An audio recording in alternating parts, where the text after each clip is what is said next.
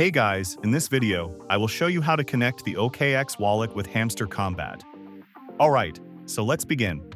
First, all you have to do is open the Hamster Kombat. Once opened, click on this gear icon at the top.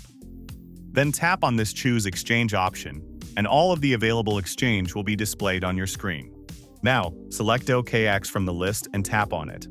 And that's it. If you don't have one, you can press on Register button, and you can simply use their referral code in order to create a wallet. So if you have the wallet, all you have to do is to write the address, the name, and the memo. So where you can find it, open up OKX application. Go to the Wallet section, and in the Wallet section, all you have to do is to go to the Receive option. In the Receive option, search the Hamster button. So search the Hamster coin. In the Hamster coin, all you have to do is to copy the address and paste that in OKX.